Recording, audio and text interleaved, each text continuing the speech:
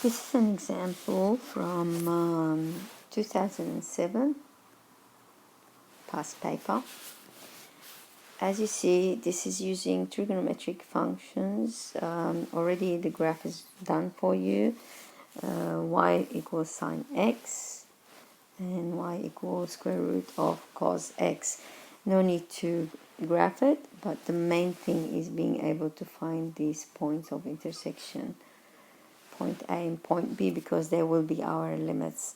So the first part is asking you to solve the equation. We just need to keep in mind that tan x is equal to sine x over cos x. Okay? Alright, we'll see in the next slide how it's done. So in order to find the points of intersection between the two curves, we put the y values equal to each other. So we have square root 3 cos x equal to sine x. And as we said before, to make it easier to solve, we put it in the form of square root 3 equal to sine x over cos x, as if we divided both sides by cos x. And this will give us square root 3 equal to tan x. And of course we're using the exact values in this case, so tan x equals square root 3, and this will be, the first solution will be x equal to pi on 3. Tan x is positive in, we go all stations to central, tan x is positive in the third, so therefore the first solution is pi, the second solution will be pi plus pi on 3, which is 4 pi on 3. And if we look at the diagram, we can see obviously that pi on 3 and 4 pi on 3, they are the values, the coordinates of point A and B, which will help us to use them when we're finding the shaded region, and these are our limits.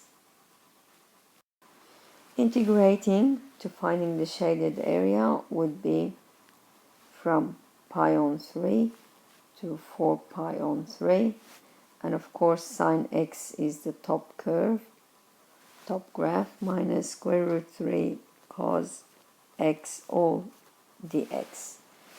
Integration of sine x is minus cos x, integration of cos x is sine x. So we end up with minus cos x minus square root 3 sine x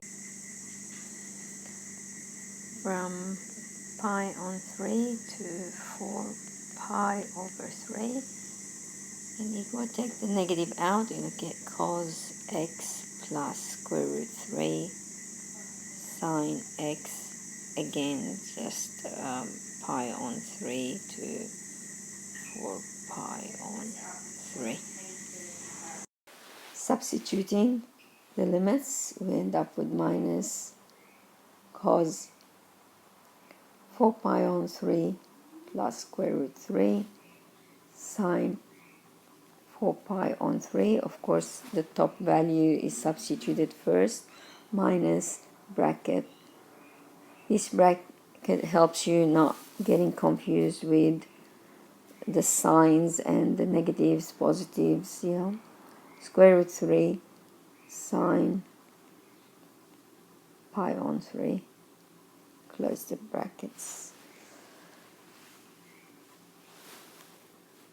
From then, could use a calculator or just logically cosine 4 pi on 3. 4 pi on 3 is the 240 degrees, which is in the third quadrant, and cos and sine are negative in that quadrant, so that's going to be minus a half minus square root 3 times square root 3 over 2 minus a half. Cosine 60 is a half. Watch out for the signs, for the negative and then positive becomes negative, so that's a square root 3 times square root 3 over 2.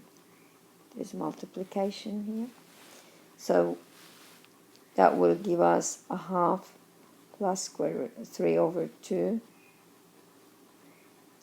plus a half plus square root 3 times square root 3 over 2. Using a calculator or just directly, it give you 1 plus 3, and the answer is 4 square units. And that was worth 2 marks for the first part, 3 marks for the second part.